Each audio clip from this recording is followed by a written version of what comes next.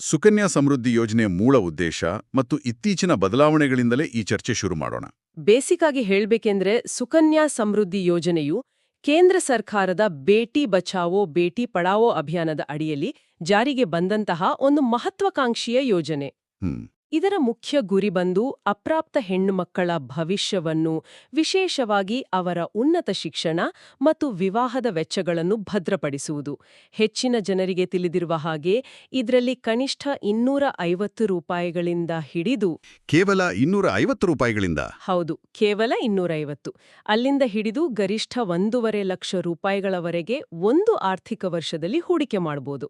10 ವರ್ಷದೊಳಗಿನ ಹೆಣ್ಣು ಮಕ್ಕಳಿಗೆ ಮಾತ್ರ ಈ ಖಾತೆ ತೆರೆಯಲು ಅವಕಾಶವಿದೆ. ಓಕೆ, ಅಂದ್ರೆ 10 ವರ್ಷ ದಾಟಿದ್ರೆ ಅವಕಾಶ ಇಲ್ಲ. ಕರೆಕ್ಟ್. ಮತ್ತು ಒಂದು ಕುಟುಂಬದಲ್ಲಿ ಗರಿಷ್ಠ 2 ಹೆಣ್ಣು ಮಕ್ಕಳಿಗೆ ಮಾತ್ರ ಈ ಲಾಭ ಸಿಗುತ್ತೆ. ಒಂದು ವೇಳೆ ಅವಳಿ ಅಥವಾ ತ್ರಿವಳಿ ಮಕ್ಕಳಾದ್ರೆ ಮಾತ್ರ 3 ಅವಕಾಶ ಇರುತ್ತೆ. ಈ ಮೂಲಭೂತ ನಿಯಮಗಳು ಮೊದಲಿಂದಲೂ ಇವೆ. ಆದರೆ ಇಲ್ಲಿ ನಾವು ಗಮನಿಸಲೇಬೇಕಾದ ಅತಿ ಮುಖ್ಯವಾದ ವಿಚಾರ ಅಂದ್ರೆ ಇತ್ತೀಚೆಗೆ ಅಕ್ಟೋಬರ್ 1ರಿಂದ ಜಾರಿಗೆ ಬಂದಿರುವ ಹೊಸ ನಿಯಮಗಳು. ಹೌದು, ಇದು ಬಹಳ ಪ್ರಮುಖವಾದ ಬದಲಾವಣೆ. ಅಕ್ಟೋಬರ್ 1ರ ನಂತರ ಅಜ್ಜ-ಅಜ್ಜಿ ಈ ಖಾತೆಯ ಪಾಲಕರಾಗುವಂತಿಲ್ಲ. ಅದು ಕಡ್ಡಾಯವಾಗಿ ತಂದೆ-ತಾಯಿಗೆ ವರ್ಗಾವಣೆಯಾಗಬೇಕು ಅಂತ ಕಟ್ಟುನಿಟ್ಟಾಗಿ ಹೇಳಲಾಗಿದೆ. ಖಾತೆ ತೆರೆದ ನಂತರ ಆ ಹಣ ಹೇಗೆ ಬೆಳೆಯುತ್ತೆ? ಆಕ್ಚುಲಿ ಈ ಯೋಜನೆಯಲ್ಲಿ ಅತಿ ಹೆಚ್ಚು ಆಕರ್ಷಕವಾಗಿ ಕಾಣುವುದು ಇದರ ಇಇಇ ಅಂದ್ರೆ ಎಕ್ಸೆಂಪ್ಟ್ ತೆರಿಗೆ ವಿನಾಯಿತಿಯ ಮ್ಯಾಜಿಕ್. ಹೌದು, ಇಇಇ ಸ್ಟೇಟಸ್ ಬಹಳ ವಿಶೇಷವಾದದ್ದು. ಅಂದ್ರೆ 21 ವರ್ಷಗಳ ನಂತರ ಕೊನೆಯಲ್ಲಿ ಕೈಸೇರುವ ಸಂಪೂರ್ಣ ಮೆಚುರಿಟಿ ಹಣದ ಮೇಲೂ ₹1 ಆದಾಯ ತೆರಿಗೆ ಕಟ್ಟುವಂತಿಲ್ಲ. ಈ 3 ಹಂತದ ತೆರಿಗೆ ವಿನಾಯಿತಿ ಇರೋದ್ರಿಂದಲೇ ಈ ಯೋಜನೆಯ ಲಾಭ ದ್ವಿಗುಣವಾಗೋದು.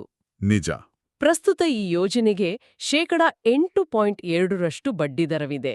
ಸಣ್ಣ ಉಳಿತಾಯ ಯೋಜನೆಗಳಲ್ಲಿ ಇದು ಅತಿ ಹೆಚ್ಚು ಅಂತಾನೆ ಹೇಳ್ಬೋದು.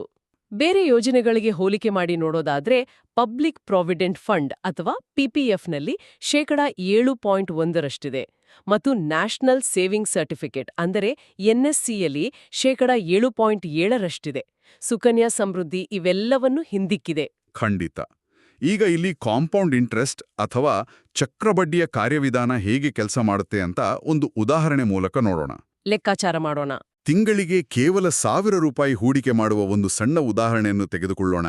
ವರ್ಷಕ್ಕೆ ಅದು ₹12,000 ಆಗುತ್ತೆ. ಆ 15 ವರ್ಷಗಳ ಕಾಲ ಕಟ್ಟುವ ಒಟ್ಟು ಅಸಲು ಕೇವಲ ₹1.8 ಲಕ್ಷ.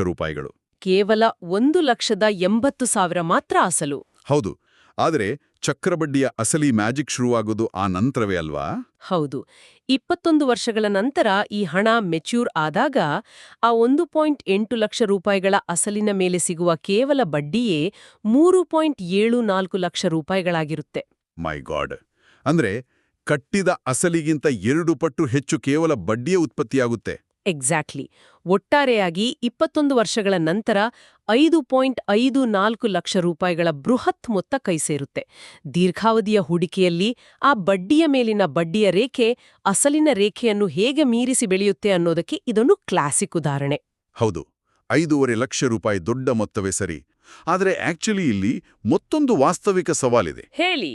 ಈ ಯೋಜನೆಯಲ್ಲಿ ಒಟ್ಟು 21 ವರ್ಷಗಳ ಮೆಚುರಿಟಿ ಅವಧಿ ಇದೆ ಅಲ್ವಾ? ಹೌದು, ಎಕ್ಸಾಕ್ಟ್ಲಿ. ಆದರೂ ಒಂದು ವೇಳೆ ಆರ್ಥಿಕ ಮುಗ್ಗಟ್ಟು ಎದುರಾಗಿ ನಿರಂತರವಾಗಿ ಕಂತು ಕಟ್ಟಲು ಸಾಧ್ಯವಾಗದಿದ್ದರೆ ಅಥವಾ ನಿಜಕ್ಕೂ ಹಣದ ಅವಶ್ಯಕತೆ ಬಂದರೆ ಸರ್ಕಾರ ಯಾವ ರೀತಿ ನಿಯಮಗಳನ್ನು ರೂಪಿಸಿದೆ? ಇಲ್ಲೂ ಕೂಡ ಸರ್ಕಾರ ಸಂಪೂರ್ಣವಾಗಿ ದಾರಿ ಮುಚ್ಚಿಲ್ಲ. ಒಂದು ವೇಳೆ ನಿರಂತರವಾಗಿ ಕನಿಷ್ಠ ಮೊತ್ತವನ್ನು ಅಂದ್ರೆ ₹250 ಕಟ್ಟಲು ಮರೆತರೆ ವರ್ಷಕ್ಕೆ ಕೇವಲ ₹50 ದಂಡ ಕಟ್ಟಿ ಬಾಕಿ ಮೊತ್ತವನ್ನು ಪಾವತಿಸಿ ಖಾತೆಯನ್ನು ಮುಂದುವರಿಸಬಹುದು.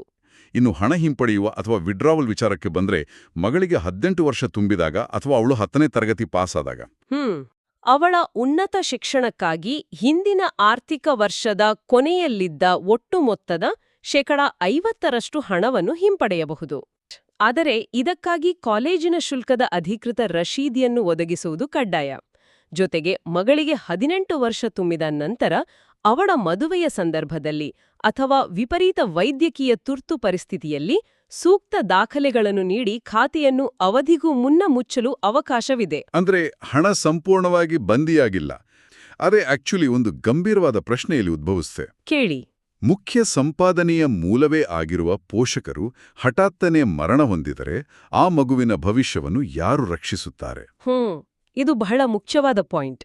ಸುಕನ್ಯಾ ಸಮೃದ್ಧಿ ಖಾತೆಯಲ್ಲಿ ಮಗು ಮರಣ ಹೊಂದಿದರೆ ಮಾತ್ರ ಖಾತೆ ಮುಕ್ತಾಯವಾಗಿ ಪೋಷಕರಿಗೆ ಅಲ್ಲಿವರೆಗಿನ ಹಣ ಮತ್ತು ಬಡ್ಡಿ ಸಿಗುತ್ತೆ.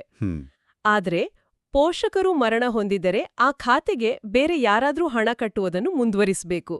ಇಲ್ಲದಿದ್ದರೆ ಖಾತೆಯ ಬೆಳವಣಿಗೆ ಅಲ್ಲಿಗೆ ನಿಲ್ಲುತ್ತೆ. ಮಗುವಿನ ಭವಿಷ್ಯಕ್ಕೆ ಅಲ್ಲಿ ಯಾವುದೇ ಗ್ಯಾರಂಟಿ ಇರುವುದಿಲ್ಲ. ಇದು ಸುಕನ್ಯಾ ಸಮೃದ್ಧಿಯ ಅತೀ ದೊಡ್ಡ ಡ್ರಾಬ್ಯಾಕ್ ಅಂತಾನೆ ಹೇಳಬಹುದು. ಸುಕನ್ಯಾ ಸಮೃದ್ಧಿ ಕೇವಲ ಭಾರತೀಯ ನಿವಾಸಿಗಳಿಗೆ ಮಾತ್ರ ಸೀಮಿತವಾಗಿದೆ. ಸುಕನ್ಯಾ ಸಮೃದ್ಧಿಯ ಬಡ್ಡಿದರವನ್ನ ಸರ್ಕಾರ ಪ್ರತಿ ತ್ರೈಮಾಸಿಕಕ್ಕೊಮ್ಮೆ ಪರಿಷ್ಕರಿಸುತ್ತೆ. ಭವಿಷ್ಯದಲ್ಲಿ ಆರ್ಥಿಕ ಪರಿಸ್ಥಿತಿಗೆ ತಕ್ಕಂತೆ ಬಡ್ಡಿದರ ಕಡಿತಗೊಳ್ಳುವ ಸಾಧ್ಯತೆಯೂ ಇರುತ್ತೆ. ಹೌದು, ಅದು ಫ್ಲಕ್ಚುಯೇಟ್ ಆಗ್ತಾ ಇರುತ್ತೆ. ಈ ಆಯ್ಕೆಯು ಸಂಪೂರ್ಣವಾಗಿ ಹೂಡಿಕೆದಾರರ ವೈಯಕ್ತಿಕ ಗುರಿ, ಆರ್ಥಿಕ ಸಾಮರ್ಥ್ಯ ಮತ್ತು ಅಗತ್ಯತೆ ಮೇಲೆ ಅವಲಂಬಿತವಾಗಿದೆ. ಅಂದ್ರೆ ಅವರವರ ಪ್ರಿಯಾರಿಟಿ ಮೇಲೆ ನಿರ್ಧಾರ ಆಗಬೇಕು. ಹೌದು. ಒಬ್ಬ ವ್ಯಕ್ತಿಯ ಮುಖ್ಯ ಉದ್ದೇಶ ಕೇವಲ ಸಂಪತ್ತು ಸೃಷ್ಟಿಸುವುದು, ಯಾವುದೇ ರಿಸ್ಕ್ ಇಲ್ಲದೆ ಅಧಿಕ ಬಡ್ಡಿ ಪಡೆಯುವುದು ಮತ್ತು ತೆರಿಗೆ ಮುಕ್ತ ಲಾಭ ಪಡೆಯುವುದಾಗಿದ್ರೆ ಸುಕನ್ಯಾ ಸಮೃದ್ಧಿ ಯೋಜನೆ ಅತ್ಯುತ್ತಮ ಆಯ್ಕೆ. ಇಲ್ಲಿವರೆಗೆ ಚರ್ಚಿಸಿದ ಪ್ರಮುಖ ಅಂಶಗಳ ಹಿಂದಿನ ಕಾರ್ಯವಿಧಾನವನ್ನು ಒಮ್ಮೆ ಅವಲೋಕಿಸೋಣ. ಸುಕನ್ಯಾ ಸಮೃದ್ಧಿ ಯೋಜನೆಯು 8.2%ನಂತಹ ಆಕರ್ಷಕ ಬಡ್ಡಿದರ ಹಾಗೂ ಇಇಇ ತೆರಿಗೆ ಲಾಭಗಳನ್ನು ನೀಡುವ ಮೂಲಕ ಮಗಳ ಭವಿಷ್ಯಕ್ಕೆ ಬಲವಾದ ಆರ್ಥಿಕ ಅಡಿಪಾಯ ಹಾಕುತ್ತೆ. ಹೌದು.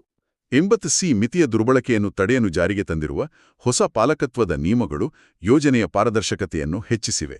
ಯೋಜನೆಗಳ ಹಿಂದಿನ ಕಾರ್ಯವಿಧಾನಗಳನ್ನು ಆಳವಾಗಿ ತಿಳಿದುಕೊಳ್ಳುವುದು ಕೇವಲ ಹಣಕಾಸು ನಿರ್ವಹಣೆಗಷ್ಟೇ ಸೀಮಿತವಲ್ಲ.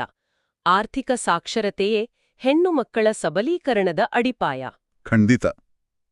ಇದು ಬಹಳ ಅರ್ಥಪೂರ್ಣವಾದ ಮಾತು. ಇವತ್ತು ಮಾಡುವ ಶಿಸ್ತುಬದ್ಧ ಹೂಡಿಕೆ ಕೇವಲ ಬ್ಯಾಂಕ್ ಖಾತೆಯಲ್ಲಿರುವ ಸಂಖ್ಯೆಗಳಲ್ಲ. ನಾಳೆ ಒಬ್ಬ ಯುವತಿಯೇ ಸಮಾಜದಲ್ಲಿ ತನ್ನದೇ ಆದ ಸ್ವತಂತ್ರ ನಿರ್ಧಾರಗಳನ್ನು ತೆಗೆದುಕೊಳ್ಳಲು, ತನಗೆ ಬೇಕಾದ ಉನ್ನತ ಶಿಕ್ಷಣವನ್ನು ಯಾವುದೇ ಅಡೆತಡೆಗಳಿಲ್ಲದೆ ಪಡೆಯಲು ಮತ್ತು ಧೈರ್ಯವಾಗಿ ಬದುಕಲು ಬೇಕಾದ ಆರ್ಥಿಕ ಶಕ್ತಿಯನ್ನು ಈ ಯೋಜನೆಗಳು ಒದಗಿಸುತ್ತವೆ. ಆರ್ಥಿಕ ಬಲವೇ ನಿಜವಾದ ಸ್ವಾತಂತ್ರ್ಯ ಎಂಬುದು ನಿರ್ವಿವಾದ. ಈ ಬಗ್ಗೆ ಆಳವಾಗಿ ಯೋಚಿಸಿ ಮತ್ತೊಂದು ಕುತೂಹಲಕಾರಿ ಮತ್ತು ಮಾಹಿತಿಪೂರ್ಣ ವಿಷಯದೊಂದಿಗೆ ಮುಂದಿನ ಡೀಪ್ ಡೈವ್ನಲ್ಲಿ ಭೇಟಿಯಾಗೋಣ.